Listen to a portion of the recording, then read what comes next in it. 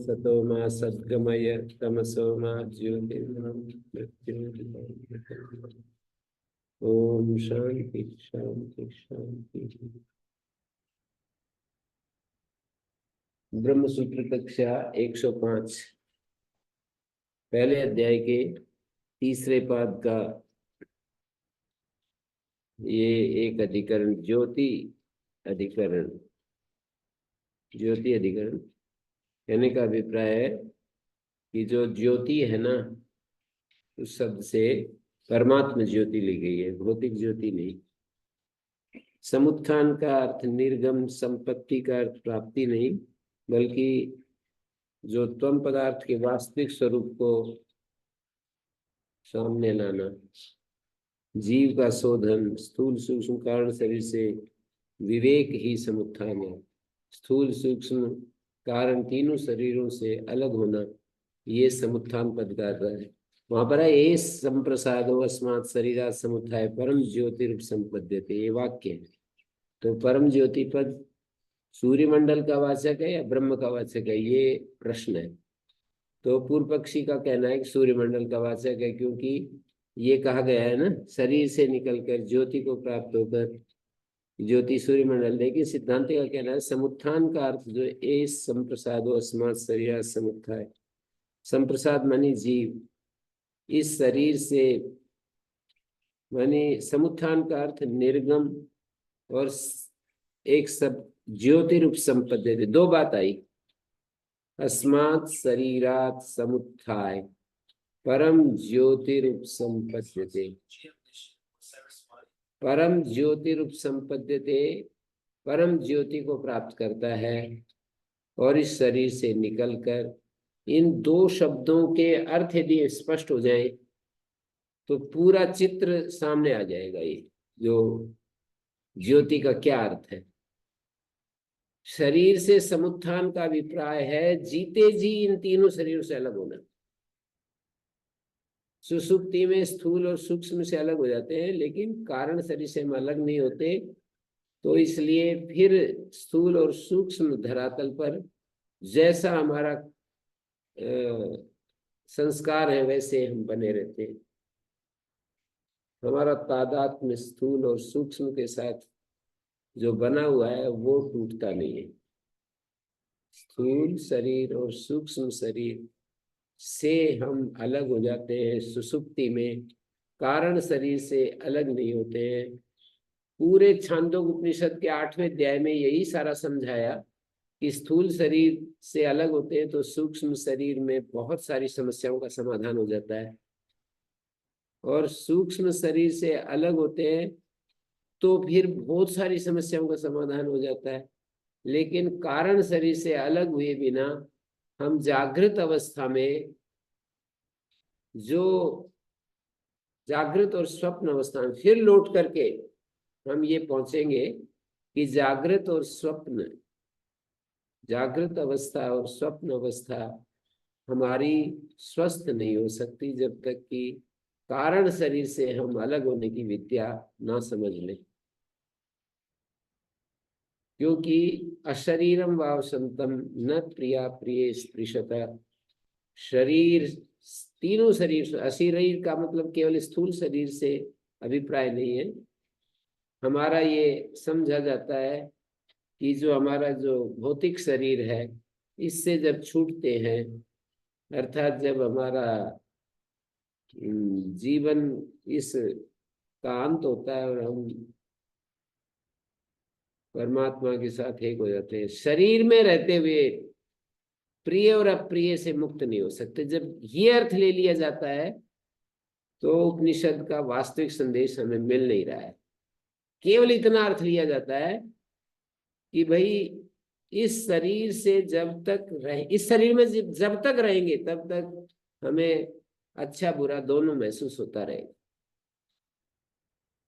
उपनिषद का संदेश जीवन मुक्त अवस्था तक पहुंचाना है। जीवन मुक्त अवस्था का अभिप्राय ये नहीं है कि शरीर छूटने के बाद हमको परम तत्व की प्राप्ति होगी। शरीर में रहते हुए ही परम तत्व की प्राप्ति उपनिषद हमको दिखाना चाहता है। समझाना चाहता है कि शरीर में रहते ही कैसे हम परम तत्व को उपलब्ध हो जाएं। तो उपनिषद का जो संदेश है, स एष संप्रसादो अस्मात् शरीरात् समुत्थाय परम ज्योति रूप संपद्यते, इस वाक्य का अर्थ यदि स्पष्ट हो जाता है ना, तो बिल्कुल हमारे को पूरा चित्र उपनिषद का सामने आ जाता है। वहां पर पूरा जो इंद्र और प्रजापति का संवाद है, विरोचन तो पहले ही खेल से बाहर हो गए, पहले पर्याय में ही बाहर हो गए। इंद्र और विरोचन दोनों अब प्रजापति के पास पहुंचते हैं, और जब इंद्र और विरोचन सामने जिज्ञासु के रूप में उपस्थित हैं और उनको जो उपदेश दिया जाता है, उस उपदेश के प्राथमिक अंश को पकड़कर विरोचन अपने इस खोज से बाहर हो जाता है। पहले उपदेश में वो जो समझा है वो यही समझा है कि यही आत्मा है जो दिखाई दे रहा है, जो ये हमारा स्थूल शरीर दिखाई दे रहा है यही आत्मा है। जबकि वो कहना ये चाह रहे हैं कि हमारे जो दर्पण में दिखाई देता है, दृष्टा के रूप में दिखाई देता है, ज्ञाता के रूप में दिखाई देता है, वो आत्मा है। समझ रहे हैं कि दर्पण में जो चित्र के रूप में दिखाई देता है, छाया पुरुष के रूप में आंख में जो दिखाई देता है, तो ये भी बहुत ज्यादा दिक्कत करती हैं चीजें कि वह वक्ता कुछ बोल रहा है, श्रोता कुछ समझ रहा है। वक्ता तो बोल रहा है कि आंख में जो पुरुष दिखाई देता है वो आत्मा है। आंख में जो पुरुष दिखाई देता है ज्ञाता के रूप में, जानने वाले के रूप में, बात तो ये कही गई, लेकिन आंख में जो दृश्य के रूप में दिखाई देता है, आत्मा को दृश्य बना दिया, तो दृश्य तो फिर ये शरीर ही होता है। तो विरोचन जो है वो तो इतना ही सुन करके और अपनी खोज को पूरा हुआ समझ लेता है कि मेरी खोज पूरी होगी। लेकिन इंद्र जिज्ञासु है और वो कहता है कि भाई इतने से तो बात नहीं बनेगी, इस उपदेश से मेरे जितनी सारी समस्याएं हैं उनका अंत नहीं हो रहा है। फिर दोबारा जाता है तो वो कहते हैं कि एतम एव तु भूयो अनुव्याख्यास, एतम एव तु भूयो अनुव्याख्यासामि, इसी उपदेश को मैं और विस्तृत करके बताऊंगा। ये वाक्य बार बार बोलते हैं कि इसी का जो तुमको उपदेश दिया है ना, इसी उपदेश को और ज्यादा खुलासा करके तुम्हें बताऊंगा। तो वो जो है स्वप्न पुरुष की चर्चा करते हैं। स्वप्न में जो दिखाई देता है वो आत्मा है, लेकिन स्वप्न में उसके जो स्थूल शरीर के साथ जो संकट थे वो तो दूर हो जाते हैं, पर सूक्ष्म शरीर स्वप्न में अर्थात सूक्ष्म शरीर में आ गए, वहां पर भी समस्याएं पूरी हल नहीं होती हैं। वहां भी भय होता है, तरह तरह की इच्छाएं होती हैं, प्राप्ति न हो तो दुख होता है। और सामान्य ढंग से आदमी जो जागते हुए जिन बातों को चाहता है उन चीजों की इच्छा स्वप्न में होने लगती है, और उससे जब इच्छाएं हो जाती हैं और उनकी पूर्ति ना हो तो कष्ट भी होता है, और कोई शक्तिशाली हमारे पीछे पड़े तो भय भी होता है।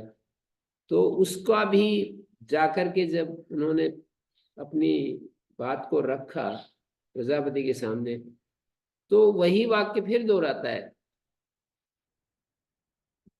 पहला उपदेश 32 साल के बाद हुआ उसको कि ये जो इस आंख में पुरुष दिखाई देता है वो आत्मा है, और फिर कहते हैं कल आना, मैं और अच्छा से बताऊंगा। और फिर वो एक कटोरा भरकर पानी का, इसमें क्या देख रहे हो, कि जैसा हमारा ये स्वरूप हो दिखा। कहते हैं कि प्रजापति कहते हैं कि अच्छा स्नान आदि करके आओ, वस्त्र बदल कर आओ, और ये बाल केश वगैरह केश वपन करके आओ, केश आदि काट करके आओ, और बिल्कुल एकदम से क्या देख रहे हो। फिर वही कहा क्या देख रहे हो, तो उन्होंने कहा कि जैसा हम अपने शरीर को हमने सजाया, अच्छे वस्त्र पहने वो देख रहे हैं, हमने हजामत बनाई, बाल केश आदि कटवाए वो देख रहे हैं। तो उन्होंने आत्मा का ये स्वरूप समझा कि ये जो दिखाई देता है यही आत्मा है, स्थूल शरीर से जुड़ा हुआ रूप।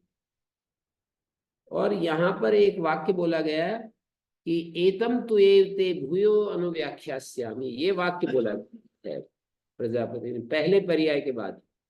पहले पर्याय में उन्होंने ये उपदेश दिया कि आत्मा क्या है, एतम तु एव भूयो अनुव्याख्यास्यामि। जब दोबारा इंद्र पहुंचता है प्रजापति के, एतम तु एव भूयो अनुव्याख्यास्यामि, संस्कृत से जो परिचित हैं इस वाक्य का अर्थ अच्छे से समझ में आता है कि यही एतम तु एव, यही आत्मा का स्वरूप जो तुमको पहले पर्याय में बताया, दूसरे पर्याय में भी भूयो फिर मैं बतलाता हूं। और उन्होंने स्वप्न में जो पुरुष है वो आत्मा है ऐसा बताया, स्वप्न पुरुष की बात की। फिर भी उसको इंद्र को संतोष नहीं हुआ कि सारी समस्याओं का अंत नहीं होता, स्वप्न पुरुष भी समस्याग्रस्त है, समाधान नहीं है। तो फिर गया और उन्होंने पूछा तो एतम तो ए भूयोन व्याख्यास्यामि, वहां पर भी ये वाक्य बोला है। तो कहा कि गहरी नींद में जो पुरुष होता है ना वो आत्मा है, मानी कारण शरीर पर पहुंच गए।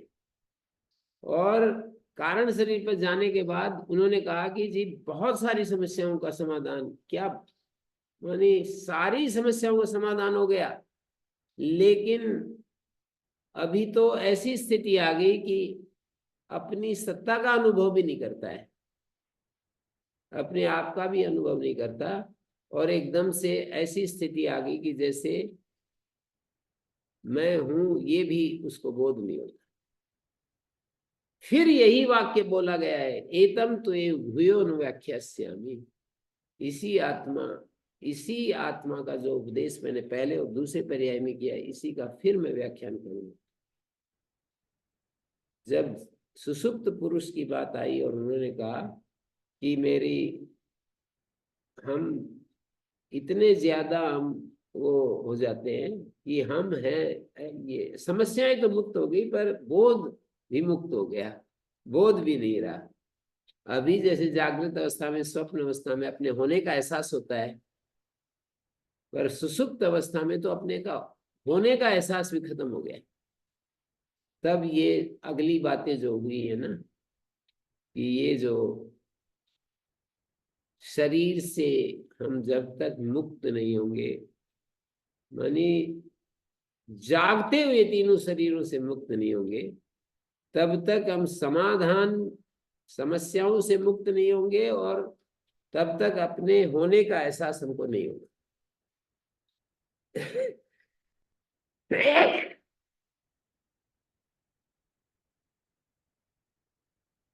मानी अपने होने का जो एहसास है वो तभी होगा जब जागते हुए तीनों शरीरों से मुक्त हो जाए।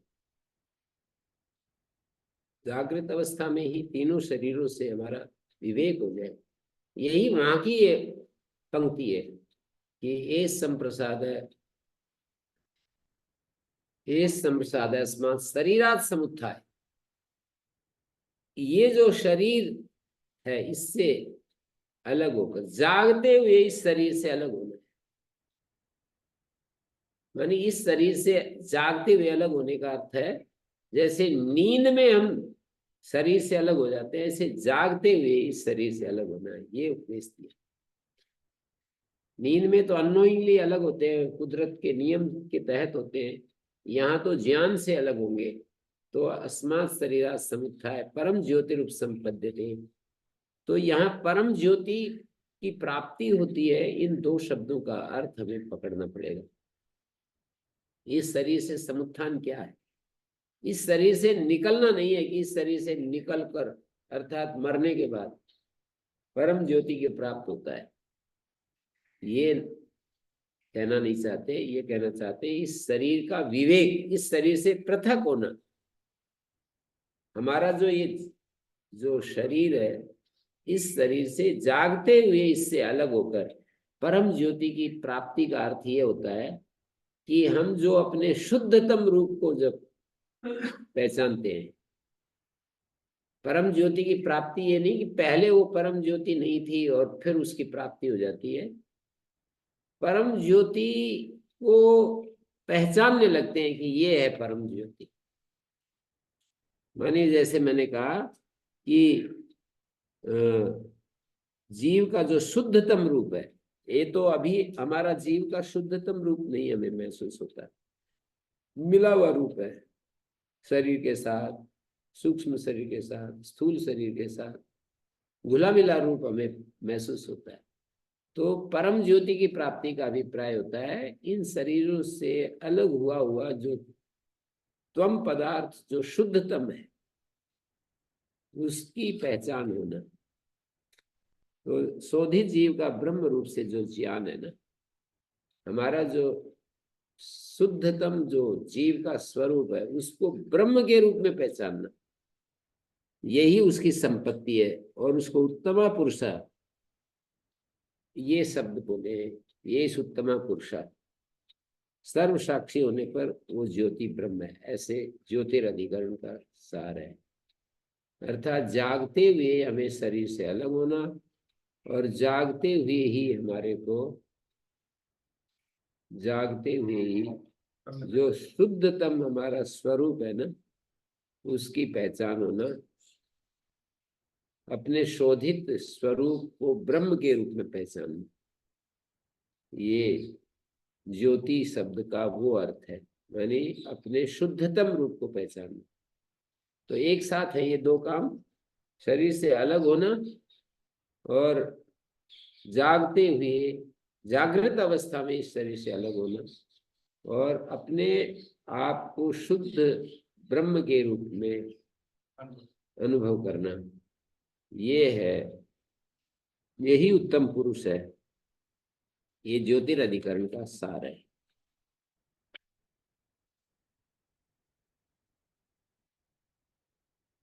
तब ये जो है ना हमारे को सुसुप्त अवस्था वाली जो समस्या थी वो खत्म हो जाती। सुसुप्त अवस्था में जो अपने आप के होने का भी एहसास खत्म हो जाता है, समस्याएं समाप्त हो जाती है पर होने का एहसास भी समाप्त हो जाता है। तो बोले कि ये तो आपको अस्मात् शरीरात् समुत्थान, इस शरीर से समुत्थान करना पड़ेगा। तो यहाँ पर समझने वाले लोग वो हो जाते हैं, मिसअंडरस्टूड हो जाते हैं। यानी वो ये कह रहे हैं कि इस शरीर से ये जो शरीर है इसको छोड़ करके जब हम वहां जाते हैं पूरा शरीर बंधन से मुक्त होते हैं, ये कहना चाह रहे हैं। तो शरीर बंधन से मुक्त होना अर्थात जागते हुए तो हमको ये नहीं आएगा, अर्थात जीवन मुक्त स्थिति कभी भी नहीं आएगी, ऐसा संदेश ग्रहण करेंगे। पूर्ण दुख से मुक्ति तो शरीर में रहते हुए हो नहीं सकती। पूरा का पूरा 100% दुखों से मुक्त तो हम शरीर में रहते हुए नहीं हो पाएंगे, ये तो मरने के बाद ही होगा। हमें ईश्वर प्राप्ति हो भी जाए तो भी हम शरीर में यदि हैं तो 100% दुख मुक्त नहीं हो सकते। दुख तो कई प्रकार के हैं, कहीं अभाव का दुख है, कहीं अन्याय का दुख है, कहीं असफलता का दुख है, कहीं अज्ञान का दुख है। तो उनका कहना है कि भाई अज्ञान के दुख तो हमारे को मिट सकते हैं कि जो हमारी समझ में जो चीजें आती हैं, गलत समझ हमारी दूर हो जाती है ईश्वर प्राप्ति से। लेकिन जो अभाव के दुख हैं, कोई चीज हमको अभाव हमें चाहिए और वो अभाव उस चीज की प्राप्ति नहीं हो रही है, कोई चीज हमको हमारे ऊपर कोई अन्याय कर रहा है तो उस अन्याय के कारण से जो दुख हो रहा है, इन सब को हम नहीं हटा सकते हैं शरीर के रहते हुए। ऐसा उन लोगों की तरफ से व्याख्यान करने की प्रक्रिया बता रहा हूं।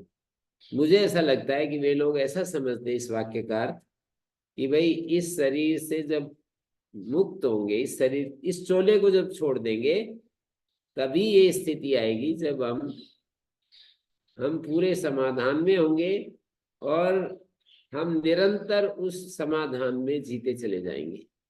लेकिन एक्चुअल में यदि देखें, इस पूरे प्रकरण को देखें, उपनिषद में जो वर्णन किया गया है, तो हमें ये मिलेगा, उस पूरे प्रकरण को देखें तो हमें ये मिलेगा, क्या मिलेगा, यही मिलेगा कि शरीर के रहते हुए और इस शरीर से अलग हो गए, शरीर में रहते हुए इस शरीर भाव से ऊपर उठ गए। यदि यह स्थिति आ जाती है तो फिर कल्पना भी की जा सकती है कि हम जब तक शरीर भाव से मुक्त रहेगा तब तक तो वो सभी चीज समाधान, हाँ, सब समाधान भी होंगे और अपने आप का होने का जो एहसास है वो गायब नहीं होगा। निद्रा में जो अपने होने का एहसास गायब हो जाता है, वो जागृत अवस्था में यदि शरीर भाव से मुक्त हो गए तो वो अपने होने का एहसास गायब नहीं होगा। अपने होने का तो मान लिया एहसास रहता है, हाँ। दुख से तो मुक्त नहीं होना, जो शरीर के कारण दुख है नहीं, शरीर के कारण तो जब आपके इस शरीर में जब दुख होता है तो मेरे को थोड़ी उस शरीर का, हाँ, आपके शरीर में कोई पीड़ा होगी तो अब देखने वाले को कहाँ पीड़ा होती है। और इतना ज्यादा आपको मैंने वो उदाहरण दिया कि उनका महेंद्र का उदाहरण दिया ना, शास्त्री जी के भैया का, कि वो उसने अपना अनुभव सुनाया कि महापीड़ा में से गुजरता रहता हूं, पर कभी कभी 10 मिनट के लिए आंखें लग जाती हैं, तो उस समय वही व्यक्ति, वही महेंद्र कहाँ चला जाता है, उसका दुख, दुख के बने रहते हुए नींद नहीं आई, नींद आ गई, दुख का यदि मतलब नींद में भी दुख हो रहा है तो नींद नहीं कह सकते उसको। और वो भी ये व्याख्या करते हैं कि जितनी देर नींद आ जाती है तो एकदम वो हो जाता है, सारा दुख एकदम गायब हो जाता है। कैंसर वाले रोगी बहुत ज्यादा कष्ट में तड़फते हैं, ऐसे देखा है मैंने, उनको भी ये 30 सेकंड के लिए समझो या 1 मिनट के लिए नींद आ गई ना, उतनी देर के लिए दुख मुक्त हो जाते हैं। ये तो मैं दृष्टांत दे रहा हूं, ऐसे ज्ञानी पुरुष अपने शरीर से अलग हो जाता है तो उसको दुख कहां से आएगा।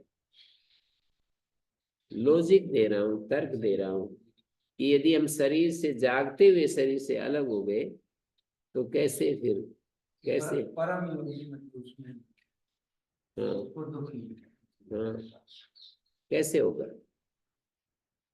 तो यही बात है।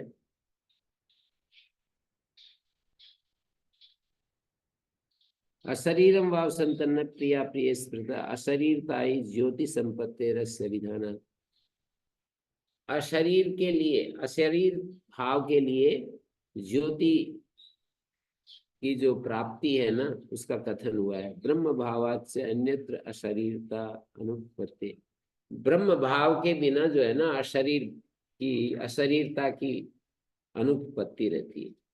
ब्रह्म भाव के बाद ही ये अशरीर भाव आता है। तो परम ज्योति स उत्तम पुरुष ऐसा विशेषित किया है। मुमुक्षोर आदित्य प्राप्ति रभिता इति नासो आत्यंतिको मोक्षो। और जो ये कहा कि मुमुक्षु को आदित्य लोक की प्राप्ति होती है, ये आत्यंतिक मुक्ति नहीं है। ठीक है, बहुत ऊंची स्थिति है ब्रह्मलोक की प्राप्ति, आदित्य लोक की प्राप्ति, पर आत्यंतिक मुक्ति नहीं है।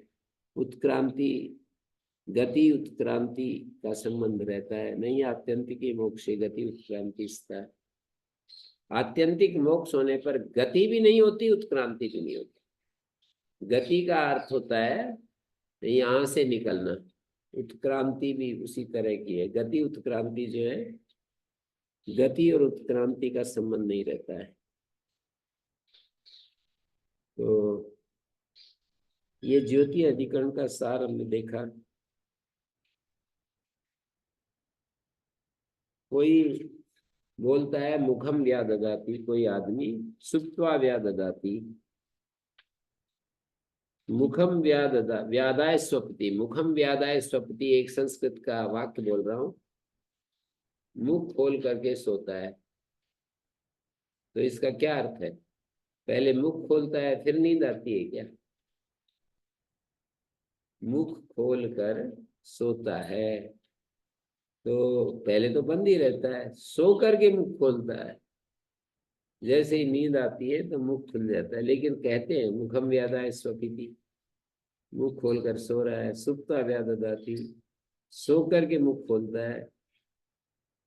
तो वैसे ही परम ज्योतिरूप संपद्य स्वेन रूपेण अभिनिष्पद्यते, वाक्य में अभिनिष्पद्य संपद्यते ऐसा व्यत्यास समझना पड़ेगा। अभिनिष्पत्ति और साक्षात्कार और उपसंपत्ति, साक्षात्कार तथा उपसंपत्ति होती है। अभिनिष्पत्ति परम ज्योतिरूप संपद्य, परम ज्योति, जैसे ही परम ज्योति का साक्षात्कार होता है तो ब्रह्म साक्षात्कार, अभिनिष्पत्ति साक्षात्कार, ब्रह्म की उत्पत्ति हो जाती है। ऐसा यहाँ पर माने प्रजापति वाक्य में निर्गुण ब्रह्म विद्या में अर्ची आदि मार्गों में रहने वाले सूर्य का संबंध न होने से श्रुति का अर्थ उत्पन्न नहीं हो सकता, इसलिए व्यत्यास से स्वरूप का परम ज्योति रूप से साक्षात्कार करके परम ज्योति ही हो जाता है। परम ज्योति को पहचान कर परम ज्योति ही हो जाता है, ऐसा समझते हैं। अगला अधिकरण है अर्थांतरत्व व्यपदेशाधिकरण। एक वाक्य आता है छांदोपनिषद में, एक वाक्य आता है आकाशो वै नाम रूपयोर निर्वहिता ते यदंतरा तद ब्रह्म तदमृतम स आत्मा।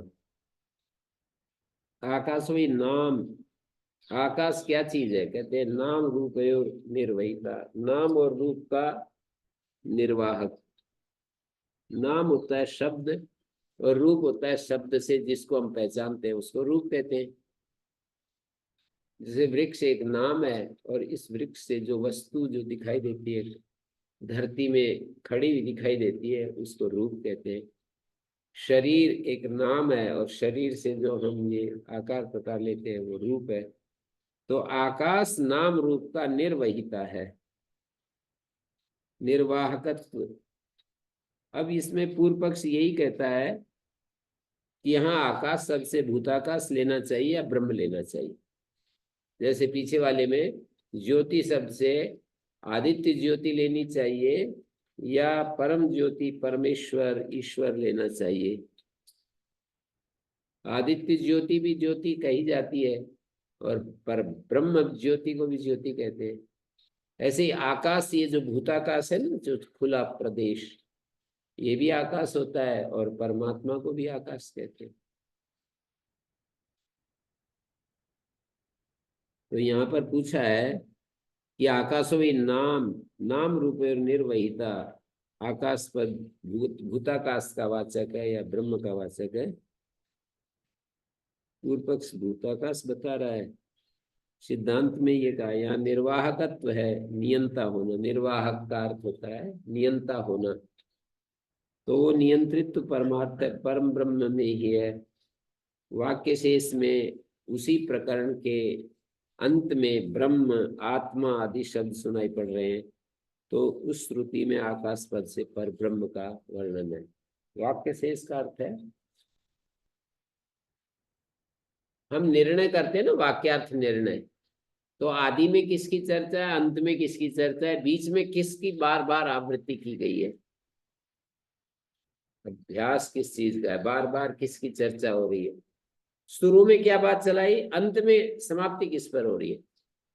तो अंत में जो समाप्ति हो रही है ना, वो ब्रह्म आत्मा आदि शब्दों का वहां संकेत मिलता है उस प्रकरण में।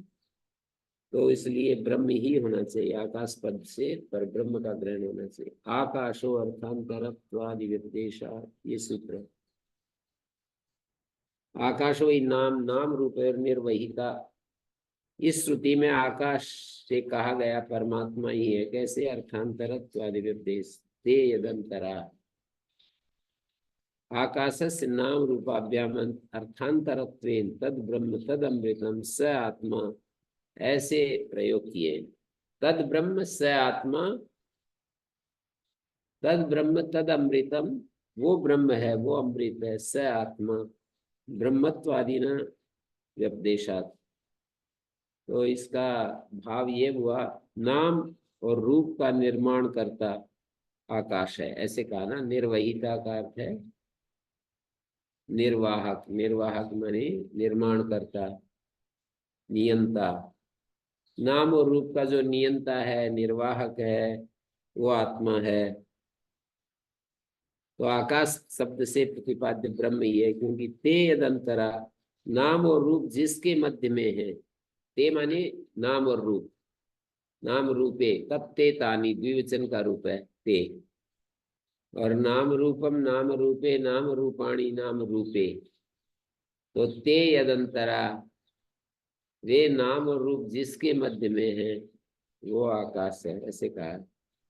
ते यदंतरा, ऐसा जो कहा, आकाश जो है ना वो नाम रूपाभ्याम अर्थांतरत्वेन, नाम और रूप से उसको अर्थांतर बताया। यानी नाम और रूप जिसमें है, जैसे मैं यूं कहूं जिसमें मिठास है, तो मिठास से वो जो जिसमें है वो अलग हो गई ना। पानी में मिठास है तो पानी अलग हो गया, मिठास अलग हो गया। अधिकरण और आधे दो अलग अलग होते हैं। मैं कहूं मेज के ऊपर पुस्तकें हैं, मेज अलग है पुस्तकें अलग है, ये आधार आधे हमें दिखाई देता है साफ साफ कि भाई मेज अलग है, मेज के ऊपर पुस्तकें अलग है। लेकिन जैसे मैं यूं कहूं दूध में या दही में घृत है, दूध में या दही में घृत है, तो वहां दूध अलग चीज है और घृत अलग चीज है।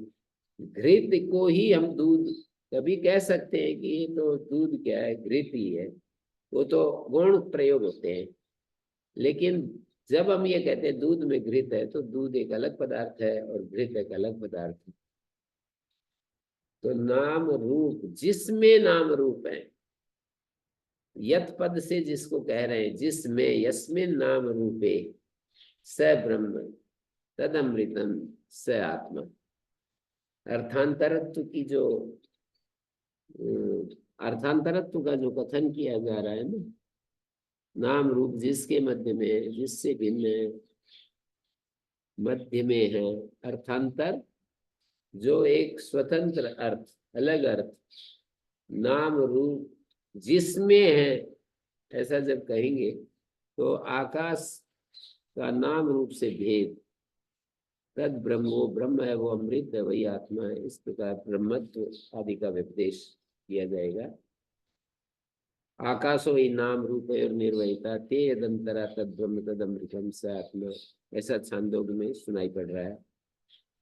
तो आकाश शब्दम परम ब्रह्म किंवा प्रसिद्ध में भूताकाशम परम ब्रह्म है या भूताकाश ही है, इस विचार में भूत परिग्रह युक्ता। पूर्व पक्षी कह रहा है कि भूत परिग्रह होना चाहिए, भूताकाश होना चाहिए, क्योंकि हम देखते हैं कि आकाश में ही ये सूरज चांद धरती आसमान सारे के सारे आकाश में ही है। आकाश शब्द तस्मिन रूढ़त्वा, तो रूढ़ भी है आकाश शब्द भूताकाश में। नाम रूप निर्वहन से अवकाश दान द्वारेण, नाम रूप का निर्वाहक कैसे आकाश, बोले अवकाश देता है ना उसको होने के लिए, जगह देता है। तस्मिन् योजयितुं शक्यत्वात् षष्टित्वादेव स्पष्टस्य ब्रह्मलिंगस्य अश्रवणात्।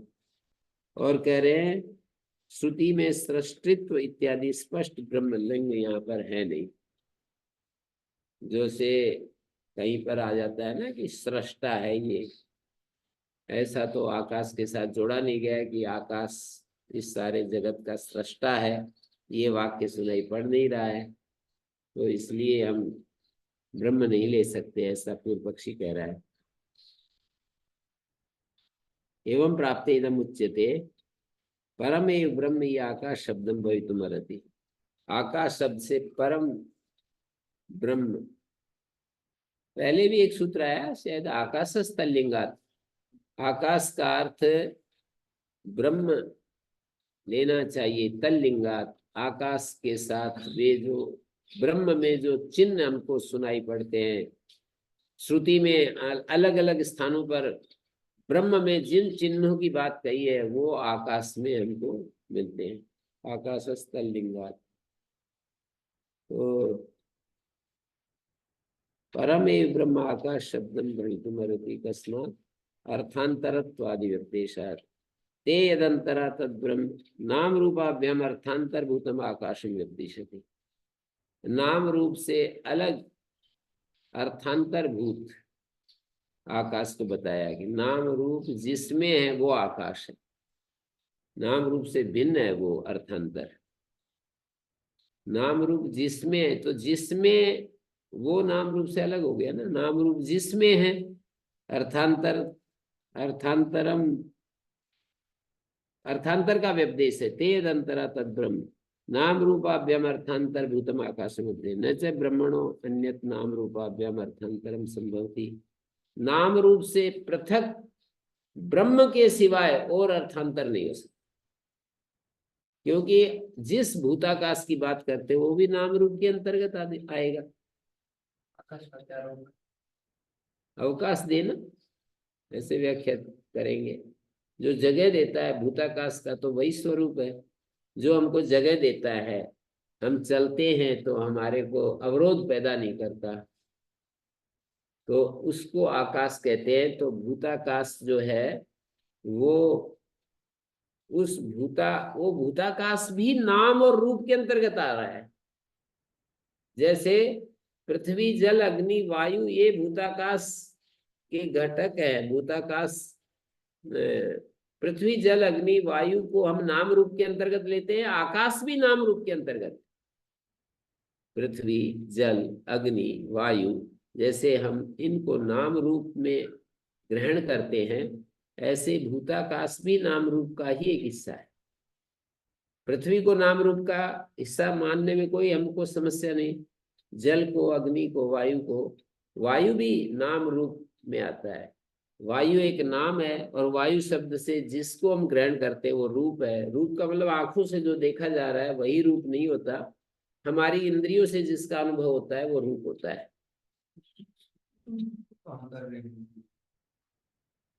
पर यहाँ जब ये कह रहे हैं नाम और रूप, मानी नाम और नाम के द्वारा वो तो तन्मात्र का साक्षात्कार भी योगी लोग करते हैं। वो तो हमारी, जैसे कि हमारी एक मोटी आंख हो और एक सूक्ष्म आंख हो, जैसे मैं यहाँ से कोई दूर लिखी हुई चीज को नहीं पढ़ सकता, दूसरा जिसकी 6x6 है आई साइड, तो वो तो समझ लेता है कि ये लिखा हुआ है।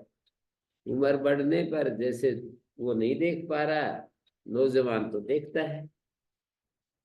तो जैसे यहाँ पर भी स्थूल भूत को तो हमारी इंद्रियां पकड़ती हैं पर सूक्ष्म भूत को नहीं पकड़ती होते, एक अलग कारण हो गया, अलग हेतु हो गया।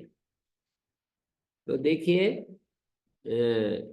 नाम रूप से अर्थांतर, राम रूप से अलग होना, ये भूताकाश अर्थांतर भूतम आकाशम व्यपदिशति। ये जो भूताकाश है वो तो नाम रूप का ही एक घटक है, नाम रूप में ही समाहित है। जिसको हम भूताकाश कहते हैं वो तो नाम रूप में ही समाहित हो रहा है। तो नाम रूप जितना भी है वो जिसमें है उसको ब्रह्म कह रहे हैं। न च ब्रह्मणो अन्य नाम रूपाभ्याम अर्थांतरम संभवती, कोई अर्थांतर ब्रह्म से अन्य नहीं हो सकता। सर्वस्व विकार जात से नाम रूपाभ्याम व्याकृतत्व, सारा जो विकार जात है जिसको हम भूताकाश है कहते हैं वो भी विकार ही है। जिसको हम भूताकाश कहते हैं वो भी एक प्रकार का भूताकाश ही है। तो सब विकार समूह नाम रूप से ही व्याकृत है। उसी प्रकार नाम और रूप का स्वतंत्र निर्माण ब्रह्म से अन्यत्र संभव नहीं है। नाम और रूप का स्वतंत्र जो निर्माण है वो ब्रह्म से अन्यत्र संभव नहीं है। अनेन जीवेन आत्मना, जीवात्मा द्वारा अनुप्रवेश करके नाम और रूप में व्यक्त करूंगा। अनेन जीवेन आत्मना अनुप्रवेश नाम रूपे व्याकरवाणी। यहाँ पर छांदोग में एक वचन आता है, उसको मैं बोल रहा हूँ, आचार्य ने कोट किया है। नाम रूपयोरपि निर्वहणम निरंकुशम न ब्रह्मणो नेत्र संभवति। नाम रूप का जो निर्वहन है, उसका जो शासन है, उस पर जो नियंत्रण है, वो निरंकुश नियंत्रण ब्रह्म से अन्यत्र संभव नहीं है। अनेन जीवेन आत्मा, इस जीवात्मा के रूप में अनुप्रवेश करके नाम रूप को व्यक्त करता हूँ। तो यहाँ पर ब्रह्म कर्तृकत्व श्रवणा, ब्रह्म कर्तृ के रूप में बताया, जीवात्मा द्वारा अनुप्रवेश करके नाम रूप को मैं व्यक्त करूंगा। ब्रह्म करता है, ब्रह्म कर्तृकत्व श्रवणा, परंतु जीव भी नाम रूप का निर्माण करता है। ननु जीवस्यापि प्रत्यक्षम नाम रूप विषय निर्वोढृत्वम अस्ति बाढ़मस्ति अभेदस्तु विवक्षिता। इन्हें कहा लेकिन जीव भी तो नाम और रूप का निर्माण करता है ना, एक आंशिक रूप में नाम और रूप का निर्माण करता जीव भी तो है। ये तो प्रत्यक्ष अनुभव में आ रहा है। कहते हैं हाँ बिल्कुल सत्य है ये बात, पर यहाँ तो अभेद की विवक्षा है।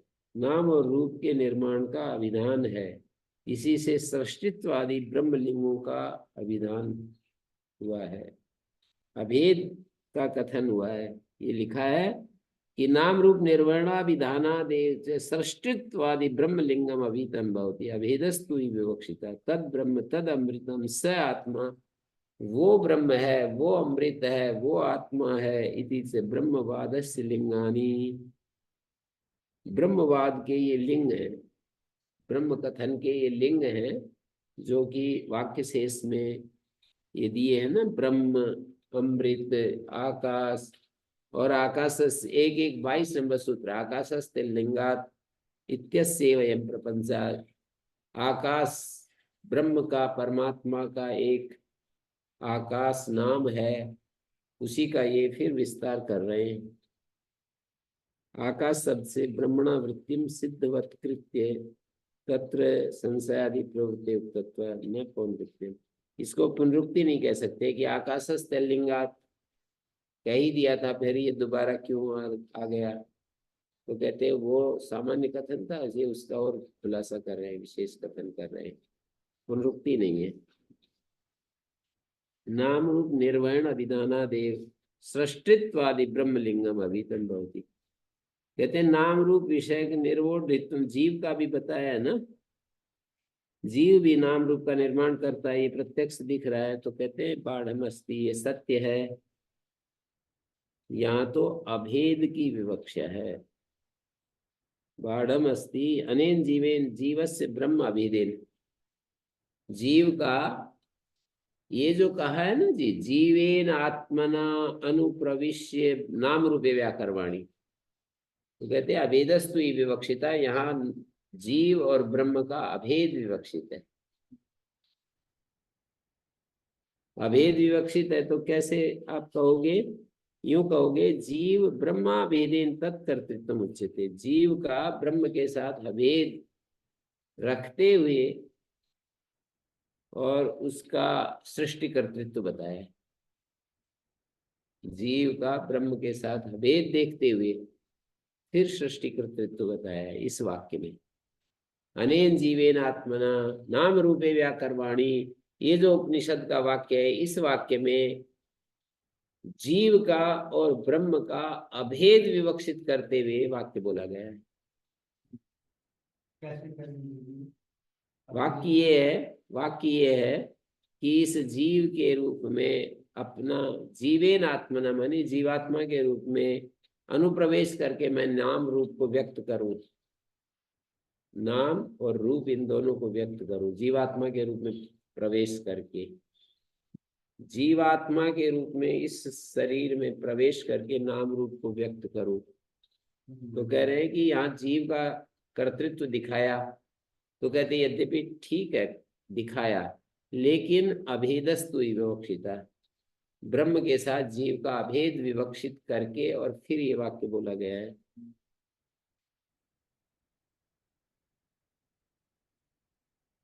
तो नाम रूप निर्वहन अभिधानादेव च सृष्टित्वादि ब्रह्मलिंगम अभिधम भवति। नाम रूप के निर्माण का विधान है, इसी से सृष्टित्व आदि ब्रह्मलिंगों का विधान हुआ। निर्माण का विधान कहा ना, नाम और रूप से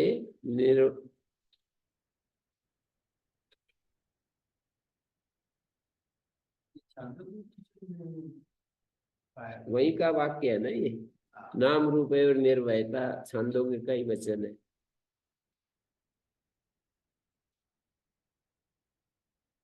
तो नाम रूप निर्वयणा विधानादेव च सृष्टित्वादि ब्रह्मलिंगम अभितम भव। ये तो नाम रूप और निर्वयता, इसका रेफरेंस है 8वें अध्याय के 14वें खंड का पहला ही मंत्र है। 8, 14, 1, 8वां अध्याय 14वां खंड है, पहला ही मंत्र है। तद ब्रह्म तद अमृतम स आत्मा आदि कहे हैं। तो अगला अधिकरण आ रहा है सुसुप्ति उत्क्रांति अधिकरण। योयम विज्ञान मया प्राणेषु, इस श्रुति में विज्ञान में जीव है या ब्रह्म है, ऐसा प्रश्न उठा रहे हैं, संशय उठा रहे हैं। पूर्व पक्षी तो ये कहना चाह रहा है आदि मध्य और अंत में जीव का प्रतिपादन है, तो उक्त श्रुति में विज्ञान में जीव है। सिद्धांति कहता है श्रुति लोक सिद्ध जीव को प्राणादि उपाधियों से अलग करके उसमें ब्रह्मत्व का बोध करा रही है।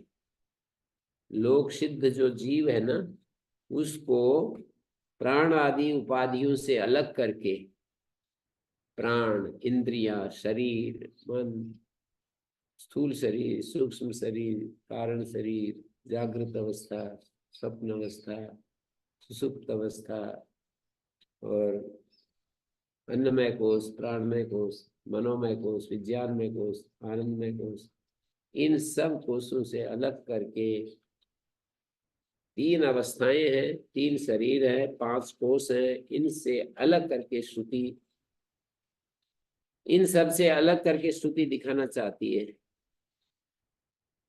तो लोक सिद्ध जीव को प्राण आदि उपाधियों से अलग करके उसमें ब्रह्मत्व का बोध कराती है। इसलिए यहाँ जीव को ही प्राण आदि उपाधियों से अलग करके उसमें ब्रह्मत्व का बोध कराती है।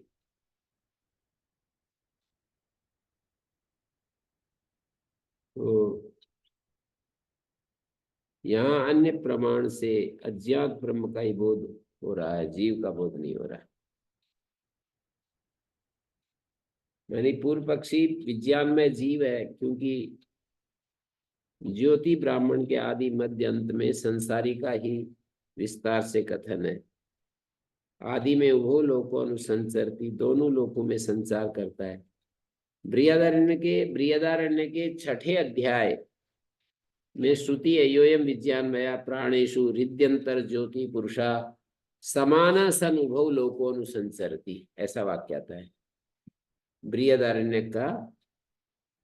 जो विज्ञान में है प्राणेषु हृदयंतर ज्योति, स्थूल देह, इंद्रियों, प्राण आदि, वायु, अंतःकरण और अंतःकरण की काम संकल्प आदि वृत्तियों से भिन्न और उनके साक्षी ज्योति स्वरूप पुरुष लिंग शरीर में अभेद व्यवहार से लिंग शरीर के समान होकर इस लोक और परलोक में संचार करता है, ऐसा उसका तात्पर्य है।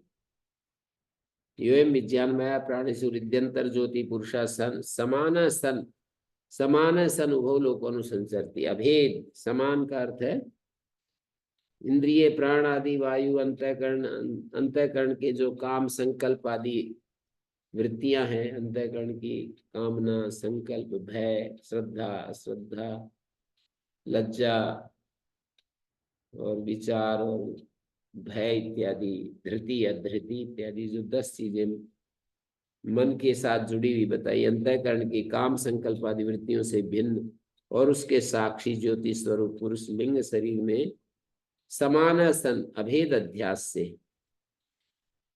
जो जीव है इन सब के साथ अभिन्न होकर, जीव तो चेतन तत्व हो गया, और इस शरीर मन बुद्धि इंद्रियों के साथ अभेद अभिन्न होकर के समान सन उभो लोको अनुसंचरती, जागृत अवस्था से स्वप्न लोक में, स्वप्न अवस्था से जागृत अवस्था में, वो जो निरंतर चलता रहता है ना, वो जीव जो है कभी जागृत अवस्था में आ जाता है, कभी स्वप्न अवस्था में आ जाता है। वो लोको अनुसंचरती, लिंग शरीर के समान होकर के जीव जो है, हमारा जो लिंग शरीर होता है उसके साथ अभिन्न होकर, बुद्धि लिंग शरीर का संपूर्ण महत्वपूर्ण घटक बुद्धि है, तो बुद्धि के साथ समान होकर, एक होकर इस लोक और परलोक में संचार करता है। मानी उभो लोकों का इस लोक और परलोक ये भी अर्थ होता है। तो पूर्व पक्षी का कहना विज्ञान में जीव है, क्योंकि ज्योति ब्राह्मण के आदि मध्य और अंत में संसारी का ही विस्तार से कथन है। वो लोक अनुसंचरती, दोनों लोकों में संचार करता है, जीव का कथन स्पष्ट है। मध्य में भी सुसुप्ति, स्वप्न और जागृत अवस्थाओं का प्रपंच है।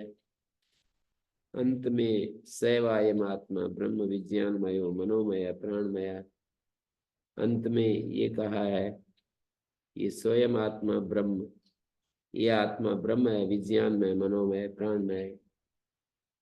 तो इन उपाधि सहित के वर्णन द्वारा जीव का ही कथन है। तो सिद्धांत का कहना है जीव का प्रतिपादन नहीं है, क्योंकि मैं इस प्रत्यय का विषय होने के कारण वो लोक सिद्ध है। ये पिछले कोई सूत्र को पुष्ट करने के लिए है। हाँ, सुसुप्ति उत्क्रांति अधिकरण, जो अर्थांतर नाम आकाश जो नाम रूप का निर्वाहक था ना, तो जीव का प्रतिपादन नहीं है, क्योंकि मैं इस प्रतीति का विषय होने के कारण वो लोक प्रसिद्ध है। जो जीव है ना, प्राण आदि उपाधियों से भिन्न समझाने के लिए आदि में जीव का कथन है, मध्य में तीनों अवस्थाओं से संसर्ग अध्यास, संसर्ग राहित्य बतलाने के लिए अवस्थाओं का उपन्यास किया। देखिए इस प्रकरण में जो बृहदारण्यक में प्रकरण है ना, प्राण आदि उपाधियों से भिन्न समझाने के लिए आदि में जीव का कथन किया, और मध्य में तीनों अवस्थाओं से संसर्ग रहित बतलाने के लिए अवस्थाओं का उपन्यास किया। अंत में जीव के स्वरूप का अनुवाद करके उसमें ब्रह्मत्व का, जीव का स्वरूप का अनुवाद करके उसमें ब्रह्मत्व का बोध कराया गया। ब्रह्मत्व जो तो अन्य प्रमाण से प्राप्त नहीं है, ब्रह्मत्व जो है अन्य प्रमाण से प्राप्त नहीं, से सिद्ध हुआ कि श्रुति में ब्रह्म ही प्रतिपाद्य, जीव प्रतिपाद्य नहीं है। सुसुप्ति उत्क्रांति और भेदेन, सुसुप्ति उत्क्रांति और भेद, योयम विज्ञान है प्राणेषु विद्यंतर ज्योति पुरुषा, श्रुति में प्रतिपाद्यमान पुरुषा परमात्मा एवं है। प्रतिपाद्यमान पुरुष परमात्मा है, कैसे? प्राज्येन आत्मना परिष्वक्तो न बाह्यम किंचन वेदनांतरम, प्राज्येन आत्मना अन्वारूढ़ा उपसर्जन याति, सुसुप्ति उत्क्रांतयो अवस्थयो शारीरात भेदेन परमात्मना प्राज्य शब्देन व्यपदेशात। जो ये प्राणों से भिन्न विज्ञान में एवं हृदय के अंदर स्वयं ज्योति पुरुष है, हृदयंतर ज्योति, हृदय के अंदर, हृदय मानी बुद्धि लगा लीजिए, हृदयंतर ज्योति, हृदय में जो स्वयं ज्योति पुरुष है वो आत्मा है। योयम विज्ञानमया प्राणेषु, प्राणों से भिन्न, प्राणों में कहेंगे तो प्राणों से तो भिन्न ही होगा ना। प्राणों में जैसे पहले वाला ही कथन है, जिसमें ये सारा नाम रूप रहते हैं तो वो नाम रूप से अलग ही होगा। तो प्राणों में जिसको कहेंगे तो वो प्राण से अलग ही होगा। तो ये जो प्राणों से भिन्न, प्राणों में रहने वाला विज्ञान में एवं हृदय, हृदय के अंदर स्वयं ज्योति पुरुष है।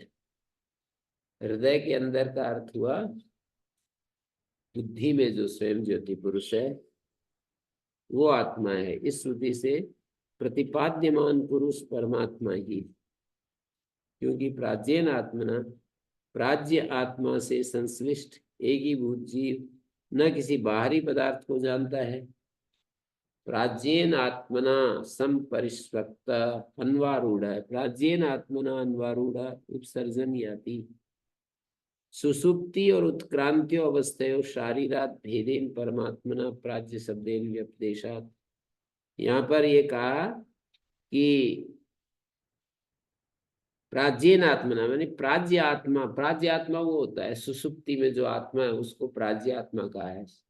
जागृत अवस्था में जो आत्मा है वो उसको वैश्वानर या विश्व कहते हैं। स्वप्न अवस्था में जो आत्मा है उसको तेजस कहते हैं, और सुसुप्त अवस्था में जो आत्मा है उसको प्राज्य शब्द से कहते हैं। प्रकृष्टतया अज्ञा न जानाति प्राज्या प्रज्ञा एवं प्राज्ञा यदि अर्थ कहे तो वहां और कोई विषय नहीं होता है, बस स्वयं ही होता है, इसलिए प्रकृष्ट ज्ञानवान होता है। पर कोई दूसरी चीज नहीं होती है इसलिए वो नहीं जानता है। वो कहते हैं ना, बृहदारण्यक उपनिषद में बहुत सारे वाक्य बोले कि जो सुसुप्ति में उसको रूप नहीं दिखाई देते, इसका अर्थ नहीं है कि वो देखने की शक्ति उसकी अविनाशी है, फिर भी उसको नहीं दिखाई देते, विषय न होने के कारण दिखाई नहीं देते। ऐसा नहीं है कि वो नष्ट हो गया है, सुसुप्ति में वो नहीं रहा, ऐसा नहीं है। सुसुप्ति में भी है लेकिन उसको दिखाई नहीं देता, सुनाई नहीं देता, स्पर्श का बोध नहीं होता, रस का बोध नहीं होता, गंध का बोध नहीं होता। इसलिए नहीं कि वो नष्ट हो गया, वो तो सारी चीजें हैं लेकिन विषय न होने से उसको दिखाई नहीं देता, सुनाई नहीं देता, और वो एकदम से प्राज्य अवस्था में रहता है, माने प्रकृष्ट ज्ञान में अवस्था में रहता है। अविनाशित्वात्, ऐसे बार बार ये बात कही वहां पर बृहदारण्यक में। न तो तदस्ति, वो सुसुप्ति में और मुक्ति में फिर अंतर ही नहीं हुआ। बोध, बोध कैसे कहेंगे उसको, बोध नहीं होता। आप कह रहे विषय ना होने से तो भाई ये विषय नहीं होते ना, हाँ जी, तो इसलिए तो मुक्ति में भी कोई बाह्य विषय नहीं। वो तो बता दिया ना पहले ही कि जागृत अवस्था में जब हम ऐसी स्थिति में आ जाए कि जागृत अवस्था में, अभी मैं थोड़ी देर पहले बोल रहा था कि जागृत अवस्था में ऐसी स्थिति आ जाए हमारी कि वहां पर हम जागते हुए यदि हम उससे शरीर भाव से अलग हो जाए और परम ज्योति स्वरूप हो जाए तो हमें ब्रह्म प्राप्ति कही जाती है। तो मैं ये दिखा रहा था, वही कह रहा हूँ, सुसुप्ति में अभी आपने कहा कि विषय ना होने से हमें दिखता सुनता है। हाँ जी, ब्रह्म प्राप्ति वहां पे तो हम विषय का मतलब वहां पर देखो, ये पूरा चौथे अध्याय के तीसरे ब्राह्मण में ये कहा है, यद्वै तन्न पश्यति पश्यन् वै तन्न पश्यति। वो जान रहा है फिर भी नहीं जान रहा। ज्ञान की शक्ति उसकी नष्ट नहीं हुई, जानने देखने की शक्ति नष्ट नहीं हुई है। नहीं द्रष्टुर दृष्टेर विपरिलोको विद्यते, ऐसे वाक्य यहाँ तो 20 है। दृष्टा की जो दृष्टि शक्ति है उसका लोप नहीं होता, अविनाशित्वात्, वो अविनाशी है। न तो तद द्वितीयम अस्ति ततो अन्य विभक्तम यद पश्चेत, न तो तद द्वितीयम अस्ति, कोई दूसरी चीज वहां नहीं है कि उससे अलग हो और उसको वो देखे। जैसे अभी द्वितीय चीज जागृत अवस्था में हमको दिख रही है, ये सब पेड़ हैं, खंबे हैं, मकान है, व्यक्ति है। न तो तद द्वितीयम अस्ति ततो अन्य विभक्तम, उस अवस्था में उससे भिन्न कोई अन्य वस्तु नहीं रह जाती, उससे भिन्न कोई अन्य वस्तु नहीं रह जाती जिससे कि वो देखे। यद्वै तन्न जिग्रति जिघ्रन वै तन्न जिग्रति, जो नहीं सूंघता है सूंघते हुए नहीं सूंघता है। नहीं घ्रातुर घ्रातेर विपरिलोको विद्यते अविनाशित्वात्, न तो तद्वितीयम अस्ति ततो अन्यत् यत् विभक्तम जिघ्रे। यद्वै तन्न रसयते रसवन रसयन वै तत्र न रसयते, जो रस लेता हुआ तन्न रसयते, मतलब सुसुप्ति में जो वो रस नहीं लेता है, रसयन न रसयते, रस लेता हुआ ही रस नहीं लेता, नहीं रसयितु रसयते विपरिलोपो विद्यते, वदन वै तन्न वदति, शृणोति सन यद्वै तन्न शृणोति, यद्वै तन्न मनुते, यद्वै तन्न स्पृशति, यद्वै तन्न विजानाति, यत्र वा अन्यदेवी स्यात् तत्र अन्योन्यत पश्येत, जहां कोई अलग हो ना तब अन्य अन्य को देखेगा ना, यत्र वा अन्यदेवी स्यात् तत्र अन्योन्यत पश्येत, अन्योन्यत जिघ्रेत, अन्योन्यत रसयेत, अन्योन्यत वदेत, अन्योन्यत शृणुयात, अन्योन्यत मन्वीत, अन्योन्यत स्पृशेत, अन्योन्यत विजानीयात्, सलिल एको दृष्टा द्वैतो भवति, एष ब्रह्मलोक सम्राट इति हैनम अनुशशास याज्वल्क, ऐसा अस्य परम गति, ऐसा अस्य परम संपद, ऐसो अस्य परमो लोका, ऐसो अस्य परम आनंदा, एतस्यैव आनन्दस्य अन्यानि भूतानि मात्राम् उपजीवन्ति। अत्र पिता अपिता भवति, माता अमाता भवति, लोका लोका, मतलब उसकी स्थिति बता रहे हैं सुसुप्ति की। देवा देवा, वेदा वेदा, अत्र स्तेनो अस्तेनो भवति, भ्रूण भ्रूण भवति, कोई भ्रूण है, भ्रूण हत्यारा है, भ्रूण है, चंडालो अचंडाल, पौलकशो अपौलकश, शूद्र से ब्राह्मणी में उत्पन्न संतान को चांडाल कहते हैं, शूद्र से ब्राह्मणी में उत्पन्न संतान को चांडाल, और शूद्रा में ब्राह्मण से उत्पन्न संतान को निषाद कहते हैं, और निषाद से क्षत्रिय में उत्पन्न को पुलकश कहते हैं। अलग अलग नाम दे दिए। वर्ण संकर संतान जो है ना, तो उसको ऐसा बता रहे हैं कि यहाँ पर पौलकश अपौलकश है, शूद्र से ब्राह्मणी में उत्पन्न संतान को चंडाल, शूद्रा में ब्राह्मण से उत्पन्न संतान को निषाद, शूद्रा में ब्राह्मण से कोई संतान होगी निषाद होगा, और निषाद से क्षत्रिय में उत्पन्न संतान, निषाद से क्षत्रिय में उत्पन्न संतान को पुलवश, परिव्राजक अपरिव्राजक हो जाता है, वानप्रस्थी अतापस हो जाता है, किसी वर्णाश्रम धर्म की या पुण्य पाप की प्रतीति नहीं होती, उस समय ये पुरुष पुण्य से असंबद्ध और पाप से भी असंबद्ध रहित हो जाता है। उस अवस्था में हृदय समस्त शोकों को पार कर जाता है। नींद की स्थिति का वर्णन है। तो ये यहाँ पर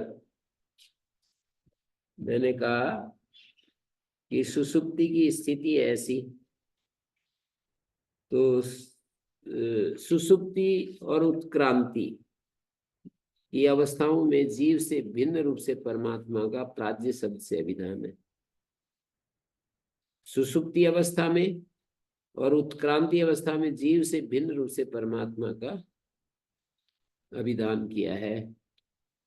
तो इसके बारे में आगे हम चर्चा करेंगे। ओम शांति शांति शांति। ओम भगवान प्रणाम।